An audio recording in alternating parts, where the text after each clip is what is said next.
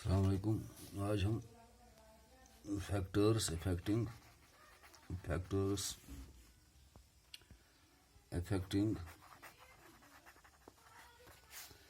The reaction rate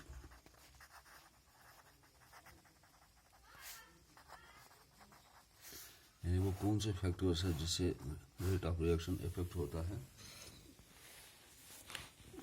उनमें पहला आता है नेचर ऑफ रिएक्टेंट्स। यानी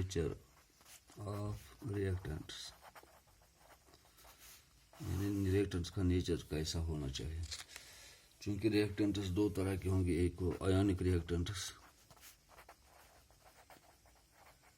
जैसे हम एक इक्वेशन देंगे NaCl plus AgNO3 it gives AgCl plus NaNO3। ये तो आयनिक रिएक्टेंट्स है, इसमें आयन्स होते हैं, यानी Na पॉजिटिव है, Cl नेगेटिव है, Ag पॉजिटिव है, NO3 नेगेटिव है। ये इजीली यहाँ पर जो नेचर ऑफ रिएक्टेंट्स है, इनका जो रेट ऑफ रिएक्शन है वो हाई होता है। यानी रेट ऑफ रिएक्शन हाई होता है, ये इजीली यहाँ पर रिएक्शन हो जाती है। दूसरी जो हमें कोवलेंट रिएक्टेंट्स है, जैसे नाइट्रोजन और हाइड्रोजन, इनको हम मिलाकर अमोनिया हासिल करते हैं।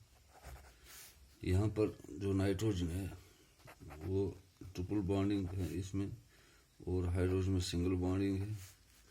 यहाँ नाइट्रोजन के साथ 3 हाइड्रोजन मिले हुए हैं सिंगल बॉन्डिंग से, सिंगल कोवलेंट बॉन्डिंग से। यहाँ पर जो बॉन्ड्स ब्रेक हो जाते हैं, यहाँ ब्रेकिंग ऑफ बॉन्ड्स हो जाता है, ब्रेकिंग ऑफ बॉन्ड्स।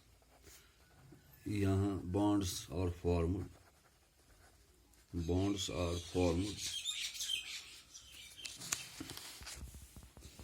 लेकिन ये जो है यहाँ पर जो हमें बॉन्ड्स को ब्रेक करना है, और यहाँ पर बॉन्ड्स जो प्रोडक्ट साइड है इसमें बॉन्ड्स फॉर्मेशन हो जाता है।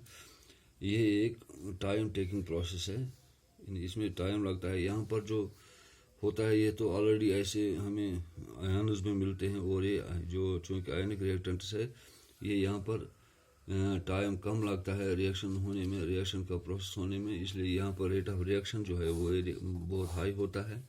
और यहाँ पर जो रेट ऑफ रिएक्शन है वो स्लो होता है या लो होता है। यानी जो फैक्टर्स इफेक्ट करते हैं रेट ऑफ रिएक्शन पर, उसमें पहला आता है जो नेचर ऑफ रिएक्टेंट्स है, रिएक्टेंट्स कैसे होने चाहिए। अगर रिएक्टेंट्स आयनिक होंगे तो रेट ऑफ रिएक्शन हाई होता है। अगर रिएक्टेंट्स होंगे कोवलेंट रिएक्टेंट्स होंगे तो यहाँ पर रेट ऑफ रिएक्शन स्लो होता है। इसके बाद हम देखेंगे कि जो रेट ऑफ रिएक्शन है या ROR, ये डायरेक्टली प्रोपोर्शनल होता है stability of reactants, stability of products. यानी रेट ऑफ रिएक्शन जो है वो डायरेक्टली प्रोपोर्शनल होता है स्टेबिलिटी ऑफ प्रोडक्ट्स। और जो रेट ऑफ रिएक्शन है ये इन्वर्सली प्रोपोर्शनल होता है stability of reactants.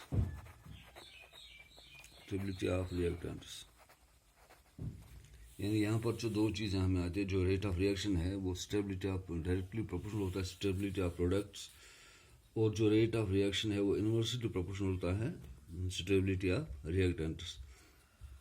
For example हम लेंगे नेचर ऑफ रिएक्टेंट, इसमें लेंगे हम, अगर हम CH3COOH, इसका अगर हम लिखेंगे ये रेट ऑफ रिएक्शन, इसमें फर्स्ट होगा इसका रेट ऑफ रिएक्शन, ये देगा CH3COO negative plus H positive.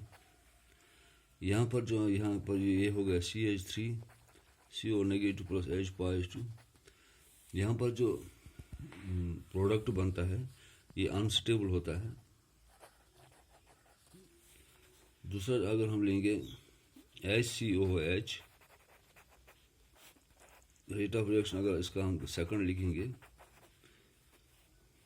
ये बनाएगा HCOO negative plus H positive, या HCOO negative plus H positive, यहाँ जो होता है ये स्टेबल होता है, ये अनस्टेबल होता है और ये स्टेबल होता है। इसलिए हम कहेंगे कि rate of reaction of second is greater than rate of reaction of first. यानी हम लिखेंगे कि जो रेट ऑफ रिएक्शन है, rate of reaction of second is greater than rate of reaction of first. ये हो गया हम जो दिखाते हैं कि नेचर ऑफ रिएक्टेंट्स कैसा होना चाहिए। दूसरा जो आता है वो है physical state of reactants. Physical state of reactants, physical state क्या होना चाहिए? अगर गैसियस होगा, इसका रेट ऑफ रिएक्शन ज़्यादा होगा लिक्विड की जान। अगर लिक्विड होगा, लिक्विड से ज़्यादा होगा गैसेस का रेट ऑफ रिएक्शन, और लिक्विड का ज़्यादा होगा सॉलिड की बनिस्बत ज़्यादा होगा रेट ऑफ रिएक्शन। चूँकि जो गैसेस है उसमें मॉलिक्यूल जो है वो इजीली मूव करते हैं और इनका मोशन है वो रैंडम है। इसलिए हम कहते हैं जो फिजिकल स्टेट है, गैसेस में रेट ऑफ रिएक्शन ज़्यादा होता है बनिस्बत लिक्विड में, और लिक्विड का ज़्यादा होता है बनिस्बत सॉलिड में। इसलिए क्योंकि गैसेस में जो है, जो गैसेस मॉलिक्यूल्स है वो मूव इजीली करते हैं, यानी उनका मोशन जो है वो फास्ट होता है, यानी रैंडम मोशन होता है, फास्ट। तीसरा जो आता है इसमें,